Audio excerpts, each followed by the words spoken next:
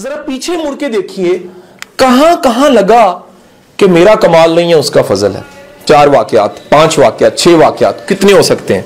वो वाकयात लिख लीजिए जहां लगा था तो मैं, लेकिन कमाल मेरा नहीं था, मेरा हक नहीं बनता था। कोई इवेंट याद कीजिएगा, कोई इवेंट कि पूरा करियर तबाह हो सकता था, पूरी जिंदगी तबाह हो सकती थी, किसी ने धक्का मार दिया, एक्सीडेंट से बच गए। अच्छा जरा ध्यान से ना ये सुनिएगा, जिंदगी में बाज़ को धक्का आता है, बंदे को बड़ा बुरा लगता है, लेकिन असल में बंदा बच रहा होता है। वो धक्का एक बड़े धक्के से बचा रहा होता है। कई जगह ऐसा लगा होगा यार ये इसके दिल में क्यों आया कि मैं बचा लूं, इसके दिल में क्यों रहम मेरे लिए आ गया, वो रहम अल्लाह ने डाला था। मेरी बात समझे, मैंने जिंदगी में एक दफा दाखिला भेजना था अपना, एक पैनी पास नहीं थी, घर से मांगे, वाले साहब ने कहा अस्सलाम वालेकुम बेटा माजरत है कोई पैसे नहीं है। एक मेरे साथ वाले घर में आंटी थी, अल्लाह उन्हें गरीके रहमत करे, मैंने उनका दरवाजा नॉक किया, मैंने कहा आंटी मैंने एडमिशन भेजना है, मुझे 1450 रुपये चाहिए। घर मैंने नहीं बताया कि मेरा दाखिला जा रहा है। आंटी के दिल में रहम आ गया। आंटी ने कहा बेटा वापस कब करोगे? मैं कहा आंटी मैं ट्यूशंस पढ़ाता हूँ, 2 माह तक वापस कर दूंगा। मेरी फीस ही 200 रुपये होती थी। 1400 इकट्ठा करने का मतलब ये है कि सबसे 200 लेना, 7 बच्चे तो चाहिए कम से कम मुझे। और कोई लगा बंदा काम तो नहीं था, हवाई काम था। आंटी ने दे दी उनके, पता नहीं खुदा ने क्यों उनके दिल में शफकत और मोहब्बत डाल दी। जिस दिन रिजल्ट आया, मैं टॉप 10 में था यूनिवर्सिटी में, मैं मिठाई का डब्बा उठा के अपने वालिद साहब के पास गया और उन्हें बताया कि मेरा रिजल्ट आ गया। कहते हैं दाखिला किसने भेजा, फीस कहां से आई? मैंने उन्हें बताया कि वो है ना, कहते हैं उसने खुद दिया। मैं कहा नहीं, किसी के दिल में डाल दिया।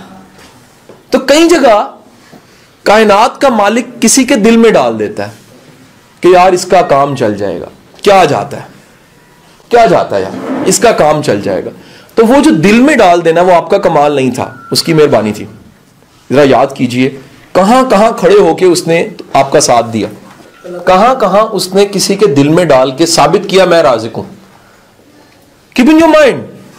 सबसे अहम बात बताने लगा हूं कि पहला सवाल कब्र में मन रब्बू का।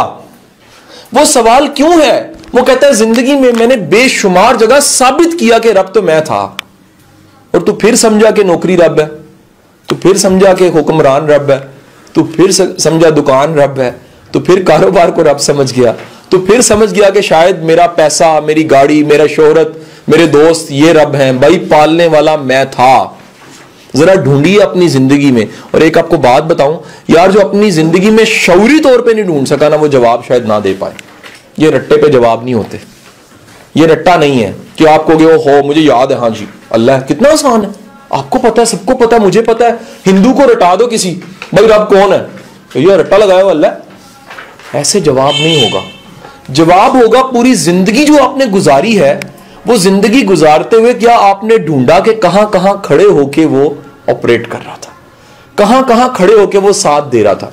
कई जगह पे मालिक दिखता नहीं है लेकिन अपना आप महसूस करा देता है, मैं हूं ना, मैं चला रहा हूं ना, तुम्हें घबराने की जरूरत नहीं है। राज़िक मैं हूं, खालिक मैं हूं, समीओ बसीर मैं हूं, ताकतों का मालिक मैं हूं। हजूरे वाला सरेंडर करना सीखें, ये मानना सीखें। इस स्टोरी में लेसन ही यही है कि मानना सीखें उसकी विल को। हम हर चीज को जिंदगी में मान जाते हैं, उसकी विल को नहीं मानते, उसके फैसलों को नहीं मानते। अपने गम के वक्त सबसे ज्यादा मानने का वक्त होता है। जुमला क्या है? गम का वक्त सबसे ज्यादा अल्लाह को मानने का वक्त होता है, क्योंकि उस वक्त अल्लाह की माननी पड़ती है। जो अल्लाह की मानता है दरअसल तो वही अल्लाह को मानता है।